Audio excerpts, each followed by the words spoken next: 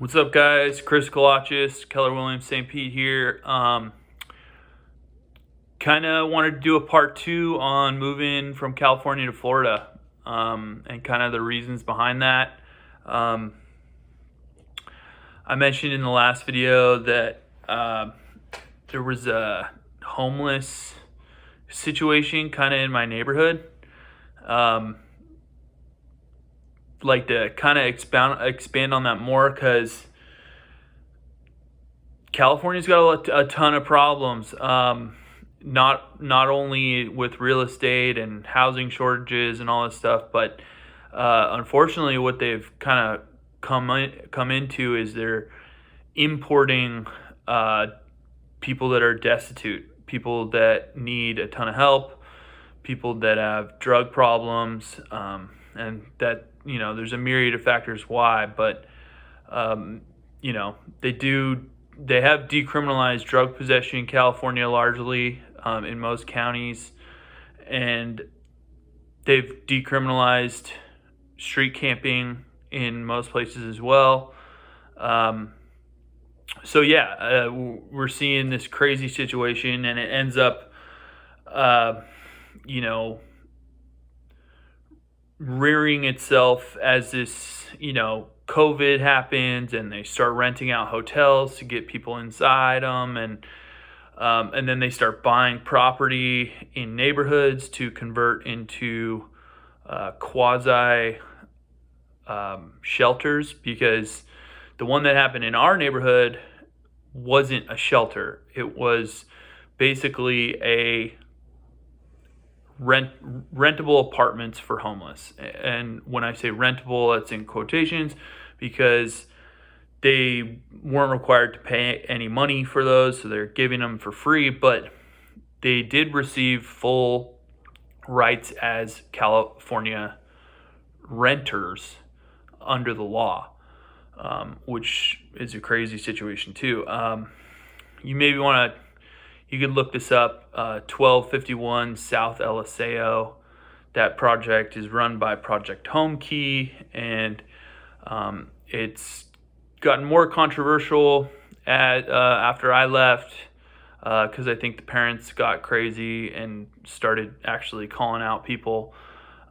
But, had we gone my route and kind of done that from the beginning, I might not have moved to Florida. And, some people might say, homeless need a place too. And I totally understand. I've had family members that have almost become homeless, and required tons of mental health help, and so I totally have compassion for people that are in those situations. But when it gets as crazy as what California is doing, is where they're decriminalizing everything about it, which mainly has to do with drugs and other illegal activity, nefarious activities, decriminalizing this type of thing, decriminalizing stealing and trespassing and all these things. You end up with a situation like California, is where they need to suddenly find homes for all these people, and then not only that, they're paying way too much money per person to find solutions for this problem.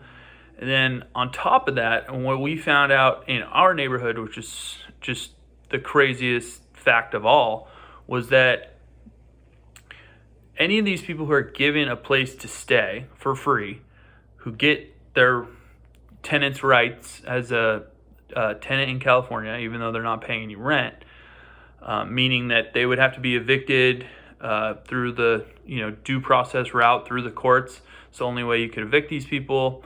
But also, they never had to be in treatment. They never had to get drug or alcohol treatment. They never had to get mental health counseling as a part of their agreement to live at this place, at these homes.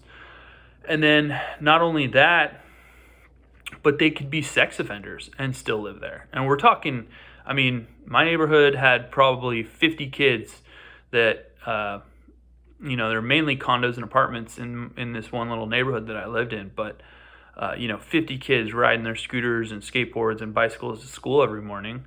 And when you have a population of sex offenders living down the street, it's just like, how do you square that circle, And that's what has been happening throughout California. And it hasn't driven the exodus of California, but is one of the big reasons to why my wife and I left, is because it's just craziness that doesn't make sense. So yeah, you could be a tier 1 or tier 2 sex offender, which are the two less egregious versions of being a sex offender. You didn't have to quit drugs or alcohol to live at these places. You didn't need any counseling to live at these places, which is just sad. And number one, it's never going to fix the problem, but it's just sad because these people are treated like numbers.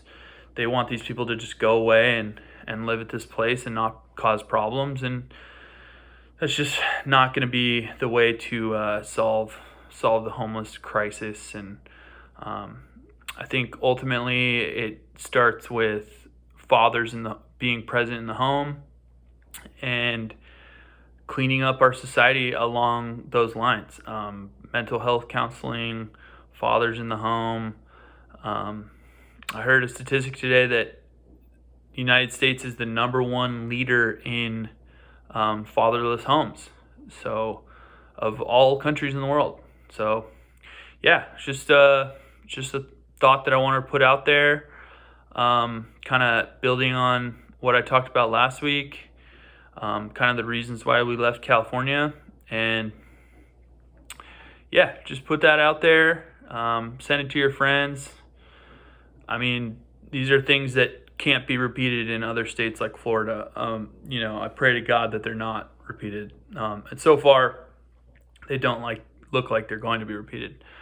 So, yeah, it's unfortunate. Along with the budgetary issues that California is seeing, it's not a good look. The future's not bright for California right now. It's a great place to be, location, setting wise, but just the politics and the very short-sighted approach to governance there is bringing it down. So just wanted to put that out there. Let me know your thoughts, comments, any of that stuff. I'd love to hear what you guys think. That's it. Have a good one.